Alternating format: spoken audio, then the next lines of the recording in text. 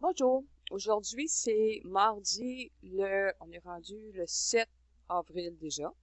OK? C'est Pâques en fin de semaine pour ceux qui fêtent ça. Mangez pas trop de chocolat. Alors, le cours aujourd'hui, ça va être le diagnostic et traitement des artefacts en EMG, là, quand on fait une conduction nerveuse. Puis j'ai pris référence dans Fournier.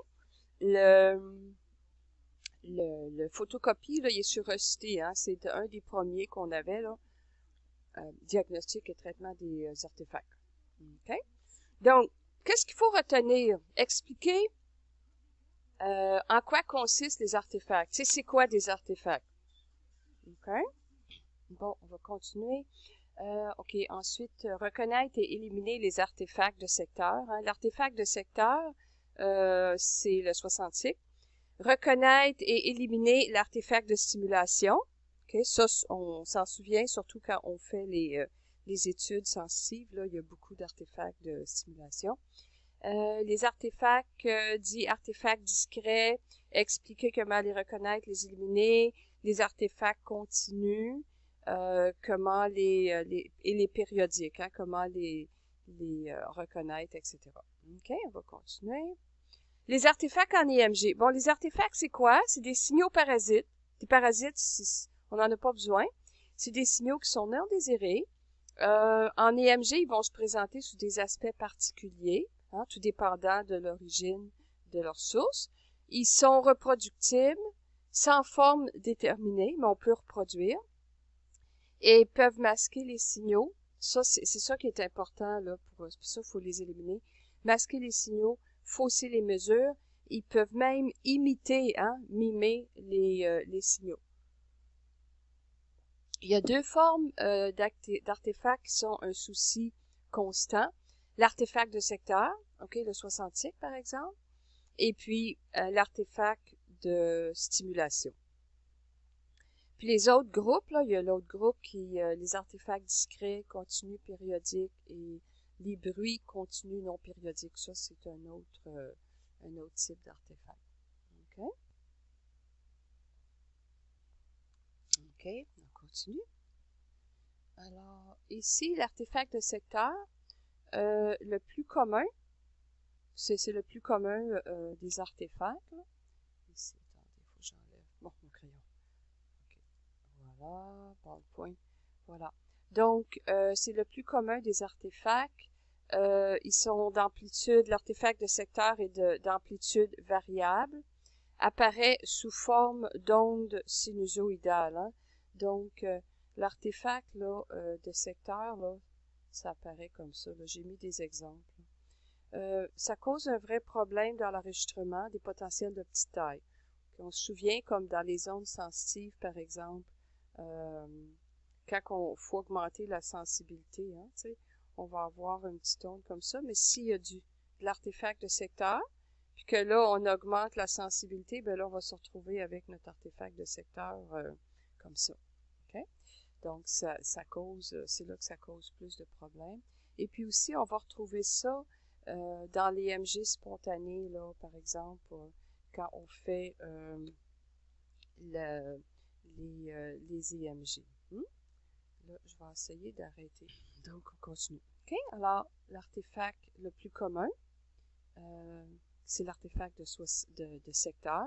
L'artefact de secteur, c'est aussi appelé l'artefact de 66. OK? Donc, par exemple, d'artefact de secteur ou de 66, on en a ici. Alors, voyez-vous ce que ça a l'air. Si vous comptez, là, mettons, vous aviez 1 seconde d'enregistrement, eh bien, vous pourriez compter 66. Celui-là, ici, c'est un exemple pris du manuel de Fournier, c'est du 50 cycles en Europe. Hein. Mais ici, c'est 60. Puis regardez l'échelle, là. Okay, 200 microvolts d'amplitude ici, donc en deux un carré, là, un espace, hein, une division, c'est 200 microvolts. Alors, cette amplitude-là, ici, elle a presque 200 microvolts. Et puis, attendez, ouais, c'est ça. Et puis, elle a plus que ça encore parce que j'ai 2 carrés ici. OK, c'est ça. J'ai 2 carrés. Elle a presque 400 microvolts. Et puis, c'est 50 millisecondes par division. Donc, chaque division représente 50 millisecondes. Alors, pour avoir 1 seconde, ben, ça en prendrait 10, ça en prendrait 20. 1, 2, 3, 4, 5, 6, 7, 8, 9, 10, 11, 12, 15, 16, 17, 18, 19, 20. C'est ça. Si on compte là, on devrait avoir 50 ondes ici. OK? Donc ça, c'est durant l'enregistrement à l'aiguille. On a ici, j'ai trouvé d'autres morphologies d'ondes sinusoïdales de 60 cycles. Okay? Ça peut ressembler à ça, ça peut ressembler à ça, ça peut ressembler à ça ici. OK? Ici, on en a ici. Fait que là, ici, on a du 60 cycles par-dessus un autre 60 cycles. OK? Ici, avec, on a un autre exemple ici de 60 cycles. D'accord? Donc, l'origine de l'artefact de 60 cycles, ça peut être des fuites qui proviennent de l'appareil DMG, ce qui est assez rare. Okay? On pourrait avoir des défectuosités du transformateur d'isolation. OK? Ça peut arriver, mais encore là, ça c'est des choses, c'est très, très, très rare qu'on va avoir une défectuosité du transformateur d'isolation. Donc, ça peut être dangereux aussi pour l'électrocution du patient. On peut avoir aussi une mise à terre qui est déficiente. OK? Fil brisé, mal branché. Vérifiez toujours le cordon électrique de l'appareil. Quand vous branchez ça dans le mur, vérifiez que la mise à la terre est fonctionnelle, que le fil n'est pas brisé. C'est pour ça qu'il faut faire attention avec les machines puis les lits de ne pas passer par-dessus les fils pour briser les fils. OK? Et puis, on peut avoir aussi des fuites à partir d'appareils électriques en contact avec le patient. D'accord? Là, je vais essayer. Bon, on est revenu ici. D'accord. OK, donc, mise à terre déficiente, là, fil mal brisé. Fuite à partir d'appareils électriques en contact avec le patient. Le lit électrique, les seringues électriques, les drips, là. Il y a des patients qui sont branchés sur des espèces d'appareils qui vont faire pour donner les solutés, là. Mais c'est souvent à batterie, ces choses-là. Mais de toute façon, ça peut être électrique. Puis toutes sortes d'autres appareils électriques qui pourraient être en contact avec le patient. L'origine de l'artefact de secteur ou 60 cycles. OK, la suite ici. Champ électrique du voisinage. Donc, disons par exemple qu'on a un appareil électrique, là, un appareil électrique qui serait installé ici, là. OK? Puis là, cet appareil, ben, est branché dans le mur, là. Okay, je vais y mettre un fil électrique avec les 3 choses. Ben, cet appareil, puis un fil, OK? Où on peut placer le fil, ici. Tiens, on va le placer comme ça pour le besoin de la cause. OK? Donc, le fil, lui, OK, il va faire un champ électrique. OK? C'est représenté par les lignes ici, là. Fait que si vous avez votre patient qui est couché ici, là, OK? Il est couché dans son lit, lui, puis vous travaillez ici, bien, vous allez avoir tout le champ électrique qui est autour de votre patient. Fait que ça va faire du 60 cycles. C'est, OK? Donc, toujours de vérifier qu'est-ce qui est branché autour de votre patient pour justement, pour pas avoir contaminé votre patient avec du 60 cycles, contaminer votre tracé. Ça arrive souvent. Puis, on va l'avoir, ça, surtout dans les pièces qui sont pas isolées. Hein. Tu sais, comme nous autres à l'école, là, notre pièce, ben, il y a des fils électriques qui passent dans les murs. Hein.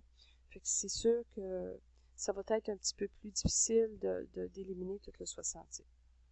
D'accord? Puis j'ai trouvé ça cute ici, là. C'est pour vous montrer le statique.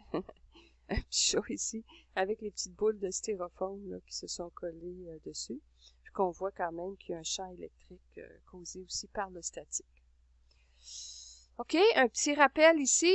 L'impédance d'entrée, les amplificateurs, l'impédance d'entrée des amplificateurs ainsi que la capacité de réjection de mode commun. Vous pouvez aller retourner voir dans vos notes de Neuro 1 aussi dans l'instrumentation, on a vu ça.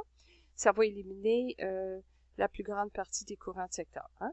Parce que si nos impédances, il faut se souvenir hein, que V égale à RI toujours. Hein? Alors, si j'ai V égale à RI, OK? I, c'est pour le courant, là. Attendez, I, on va mettre une petite chose dessus. OK, ça va mal écrire avec la souris. Hein? Puis R, la résistance ou impédance. Hein? Ça peut aussi être l'impédance qui est ici. Là. Donc, si on obtient des bonnes impédances, là, les impédances égales entre nos électrodes. Alors, si on a du 60 qui rentre ici, puis on a du 60 qui rentre ici, ben, l'amplificateur différentiel, il ne fait que amplifier les différences de potentiel. Alors, il n'y a pas de différence de potentiel ici, puis à cause de la capacité de réjection en mode commun, ben, ce qui sort à la sortie, il n'y a rien. Ici, on voit, sur mon entrée 1, j'ai une interférence, mon entrée 2, j'en ai pas. OK? Donc, ce qui va sortir ici, ça va être la différence de potentiel entre les deux. OK? De là, l'importance d'avoir des impédances équilibrées, là, harmoniser les impédances entre les électrodes. Comment traiter les artefacts de 60? Débrancher les appareils électriques inutiles. Lit électrique, radio, seringue électrique, appareil de chauffage. Tout ce qui n'est pas nécessaire, OK, on le débranche. C'est sûr que si votre patient est sur un ventilateur, là, ventilation, qu'on appelle, vous le débranchez pas. Parfois, il faut débrancher les alimentations des appareils, OK, comme ça, vous allez voir avec l'expérience, là, aux soins intensifs, des fois, il faut débrancher certaines choses. Puis, parfois, il faut utiliser une mise à la terre spéciale pour le technologue ou le médecin. C'est un petit bracelet qui se branche sur l'appareil. Ça, on fait ça assez souvent en laboratoire quand il y a des problèmes de 60. Vous avez des exemples ici là, de petits bracelets. Là. Puis ça, on branche ça directement sur l'appareil. Des fois, le patient va servir d'antenne, hein, ou le médecin qui fait le travail là, va servir d'antenne. Alors, on va utiliser ça ici. Vérifier l'appareil DMG. Fait que s'assurer que l'appareil est vérifié annuellement.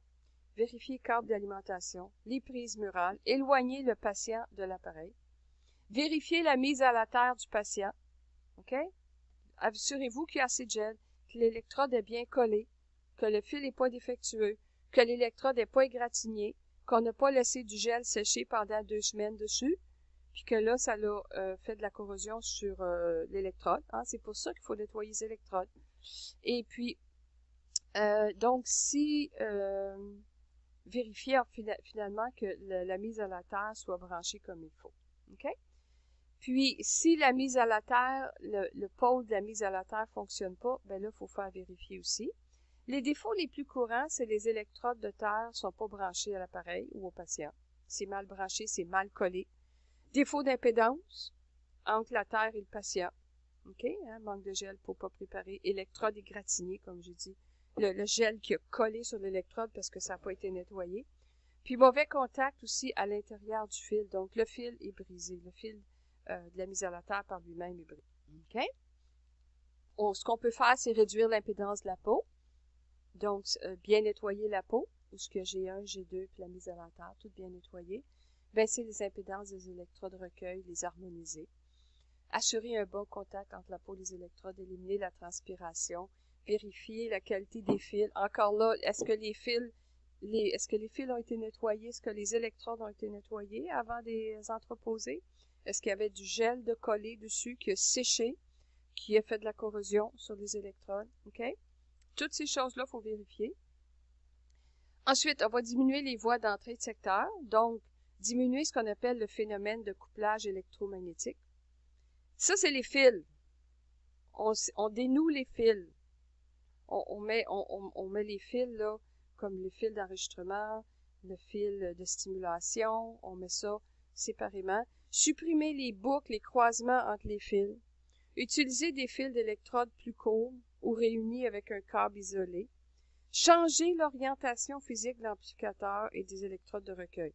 Fait qu'on peut changer, bouger l'amplificateur, le rapprocher, l'éloigner. Faut essayer plein de choses. Il n'y a pas de recette miracle. OK? C'est essai, essai, essai. Toujours. OK? Ça prend de la patience. Ensuite, on a la partie de l'artefact de stimulation. Donc, l'artefact de stimulation, ça consiste à une variation de potentiel de grande amplitude. Là, ce que je vais faire, je vais couper ça tout de suite.